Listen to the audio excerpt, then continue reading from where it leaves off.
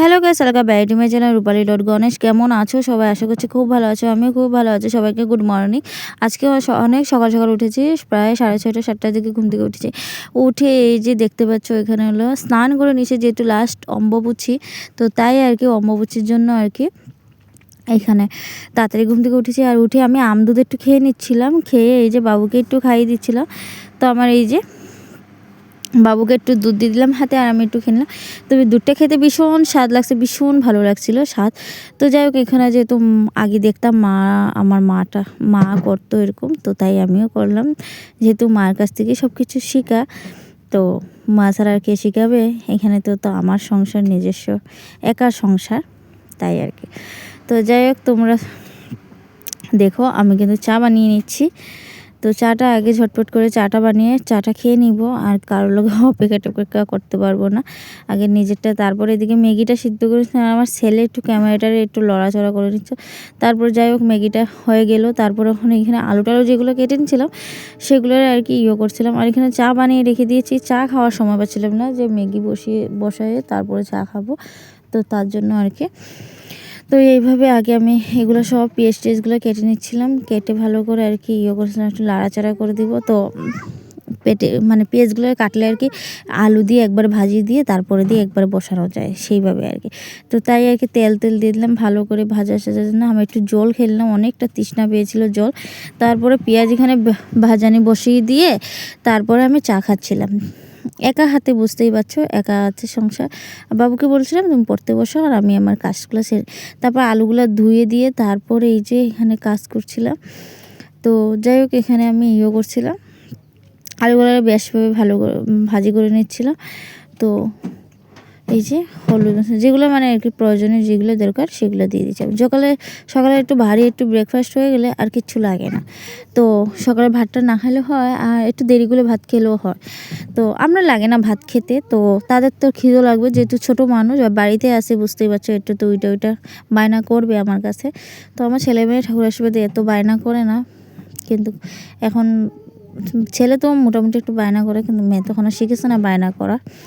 তো যাই হোক, তারপরে ডিম একটা দিয়ে দিলাম, তারপরে দুটো দিয়েছি ডিম দিয়ে ভালো করে, যেহেতু আমরার জন্য বানাবো, তো দিয়ার পাপাও ম্যাগি খেতে ভীষণ ভালোবাসে, আমিও ভীষণ ভালোবাসি, কিন্তু আমি খেতে চাই না, কারণ আমার গ্যাসের প্রচুর প্রবলেম।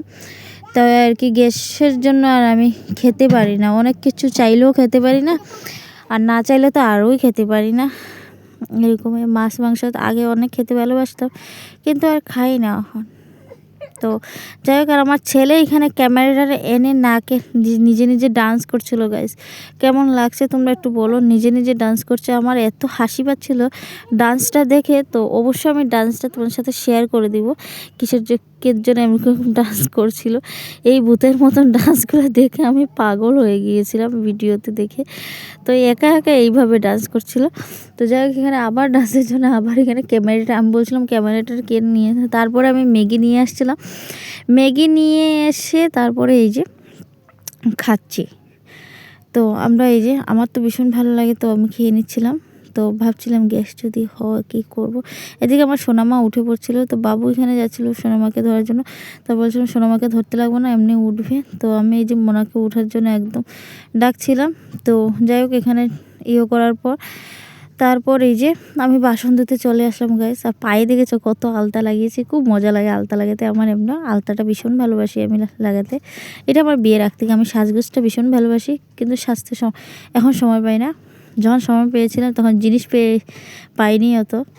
আর জিনিস পেলে সময় পাওয়া যায় না, মনে শান্তি নাও থাকতে পারে, এরকমই আর কি, পরিস্থিতিতে পড়ে অনেক কিছু হয়। তো যাই হোক, এগুলোর কথা বলে দরকার নেই, তো তাই আর কি। তো এদিকে গতকালকে রাত্রে দিয়া টয়লেট করছিল আর কি বিছনাতে, তো সেগুলো কাঁথা এগুলো গুছিয়েছিল। এই যে দুটো কাঁথা দেখেছিলো গুছিয়েছি, যে এই দুটো কাঁথা আমি অনেক কষ্ট করে বানিয়েছি। একসময় এই কাঁথা দিয়েই আমরা ঘুমাতাম, আর কিছু ছিল না, আর কার্টুনে ঘুমিয়েছিলাম। তো সেই গল্পটা অন্য একটা ভিডিওতে বলবো, কার্টুনে কিসের জন্য ঘুমিয়েছিলাম। তো যাই হোক আমরা তারপরে ওইদিকে বড়মশাই পেঁয়াজ টেস্ট কাটছিল, আর এখানে দিয়ার জন্য দিয়াকে এখানে আম খাচ্ছিল, সেটাও ভিডিও করে নিয়েছে।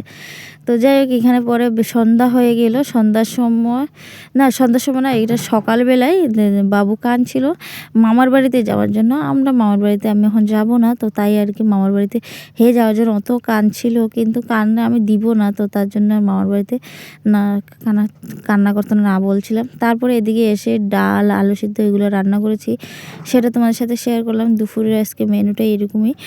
তো সেইভাবে এরকম রান্নাবাড়া করে মানে করছিলাম। তো আজকে আর কিছু আমার শরীরে প্রচুর জ্বর এসে পড়েছে গাইস, আমি কথা বলতে পারছিলাম না, সেইভাবে এরকম হয়েছে, আমার চোখ মুখ দেখেই বুঝতে পারছো। তারপর সন্ধ্যা হয়ে গেল, তাদেরকে পড়তে বসিয়ে দিলাম। তো এইভাবেই পড়াশোনা চালু রাখলাম। তো আজকে কেমন লাগলো ভিডিওটা বলবে, ভিডিওটা ভালো লাগলে অবশ্যই লাইক শেয়ার কমেন্ট অবশ্যই করবো, পাশে থাকবে। টাটা আজকের মতন।